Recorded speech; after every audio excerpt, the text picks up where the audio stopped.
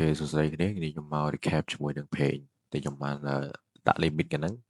តែវាបាន feel ទេដោយសារ spread វានៅក្នុង profile ហ្នឹងគឺវារៀងធំតិចអញ្ចឹងគឺវាគៀកមែនតើតែវាបាន feel limit របស់ខ្ញុំគឺដូចខ្ញុំដាក់ឲ្យអ្នកគ្នាមើលចឹងថ្ងៃនេះខ្ញុំមក recap ជូនអ្នកគ្នាថាហេតុអីมันវាឡើងហ្នឹងអញ្ចឹងទីដំបូងខ្ញុំមើលទៅលើ daily time frame របស់ page គឺខ្ញុំឃើញថាវា sweep ជាមួយនឹង previous daily low អញ្ចឹងខ្ញុំ expect ថាវានឹងអាច perform reversal នៅ time frame ណាមួយអញ្ចឹងទៅខ្ញុំក៏ drop ទៅ4ម៉ោងចឹង4ម៉ោងខ្ញុំរកមើល array នៅ4ម៉ោងខ្ញុំឃើញថានៅក្រោយនេះវាមានជាមួយនឹង liquidity void ឡើងនេះមួយអូខេ liquidity void ហើយ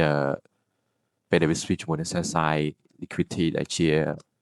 previous daily low ហ្នឹងគឺវាបានចាក់ចូល liquidity void ដែលខ្ញុំប្រើ liquidity void ជា key level សម្រាប់ trade bullish trend អញ្ចឹងសួរតែពេលខ្ញុំ entry ខ្ញុំ entry drop ទៅ5-10ទីដើម្បីរកមើលជាមួយនឹង stop hand អញ្ចឹងបន្ទាប់ពី sweep ជាមួយនឹង sell side liquidity ហើយខ្ញុំរកមើល stop hand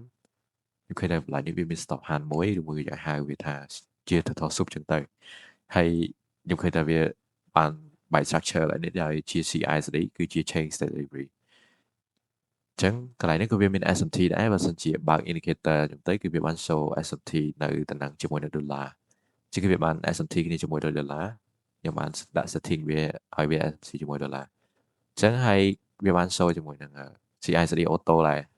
អញ្ចឹងយើងអាច entry គឺខ្ញុំ entry ពី fair value gap នេះគឺជា institutional order flow entry trail